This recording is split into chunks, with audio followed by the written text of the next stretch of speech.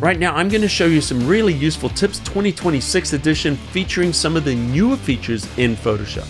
All right, you're going to love this one. You've probably run into this problem. So say we're using the object selection tool, and this is actually where it works. We've got it set to lasso, and I'm just going to make a selection around here. Now, this tool, as you probably already know, it just kind of snaps to whatever it thinks you want to select. Works great. But now I want to remove this area here. If I hold down the Alt key or the Option key and I kind of draw around there, it's going to kind of take things away. But you notice sometimes it doesn't do it, or it leaves these little bits and you try to get them and you might have to switch to another tool and then go back. Here's the tip. When we're in the object selection tool, go to the option here that says Objects Subtract. Turn that off. Now if I hold down the Alt or the Option key, it will completely remove anything I select. I mean, even down to very fine shapes. So what it's doing is it's working like the lasso tool, and it's not doing the edge selection anymore.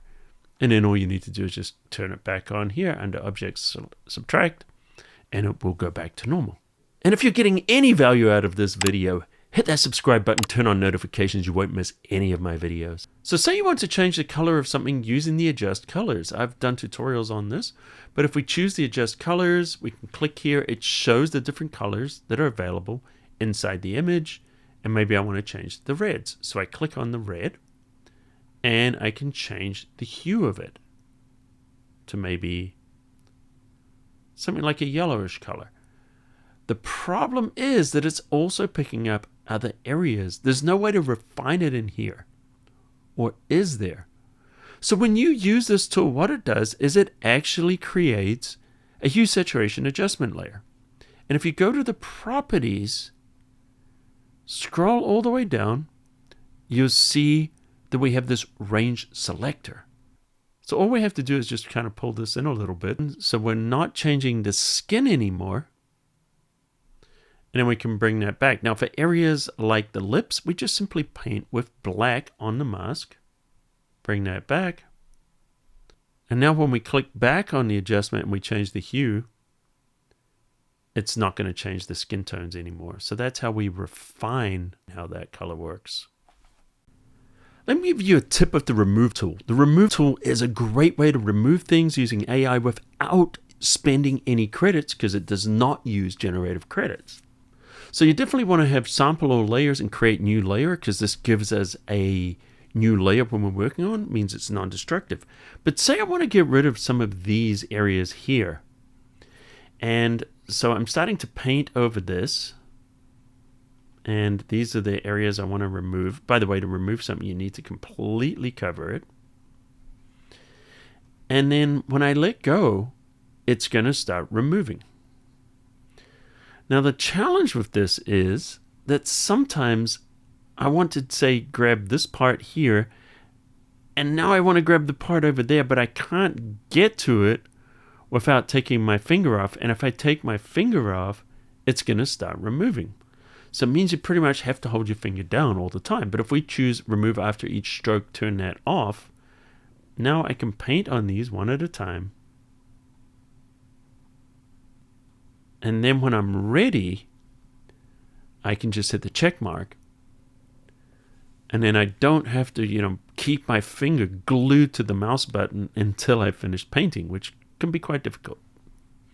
Now, if you do want to remove these one at a time, then remove after each stroke, turn it on, and then we can just individually remove these.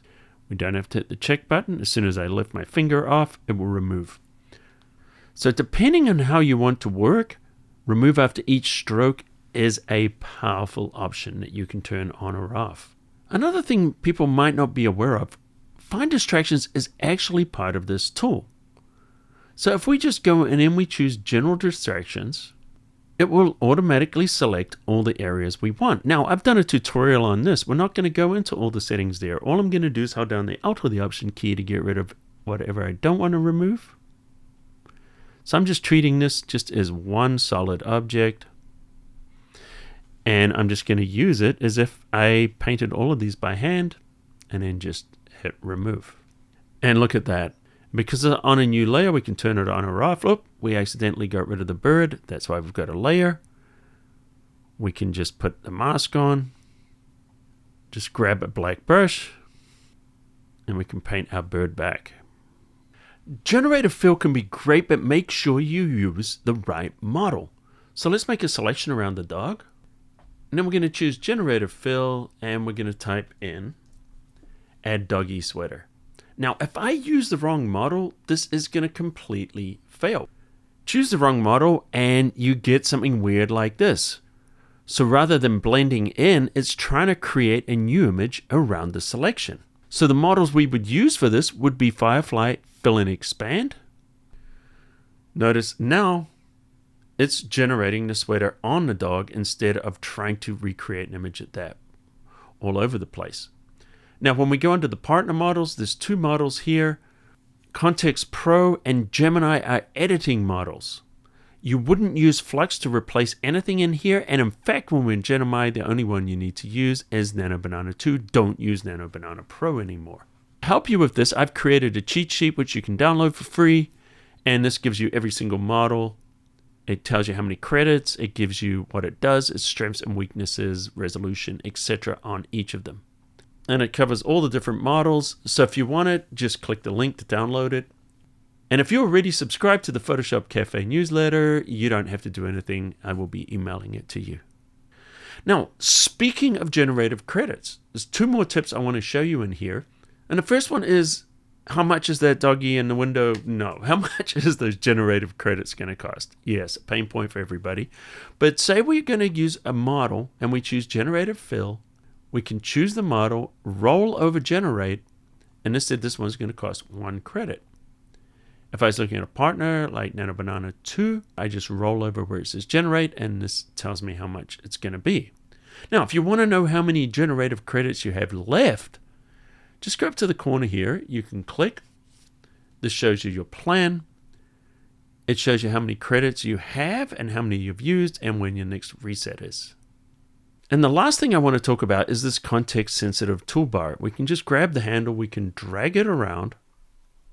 But if we choose the background, it's just going to go back to the normal one. Notice it's jumping around. If you're not aware of that, just click this little 3-dot menu, choose Pin Bar Position, and now it's going to stay exactly where we left it no matter what happens. Some of you might just know this as a prompt box for going into Generative Fill and doing a prompt. But now if you hit the Shift key, we can use this. It will expand. It'll be multi-line if that's what you're using it for. But here's the thing, when we're using different tools, it can do different things. For example, the selection. If we make a selection, we can inverse the selection. We can change it. We can expand, contract, feather, do whatever we want with that selection. If we're using it as a type tool, when we apply text, all our type is here. But it can do other things, such as with shapes. We can change the type of shapes that are here. We can use it with gradients. We can swap these. We can change the type of gradient.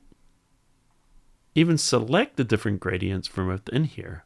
And so much more. And we can right click on the artboard and we can hide that bar.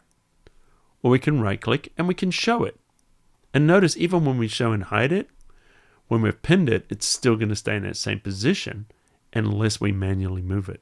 So I hope you found some of those tips useful. Let me know in the comments underneath how many of these tips did you already know and how many of them were new to you. And by the way, if you're new, welcome to the cafe. Hit the subscribe button, turn on notifications. You won't miss any of my tutorials. And until next time, I'll see you at the cafe.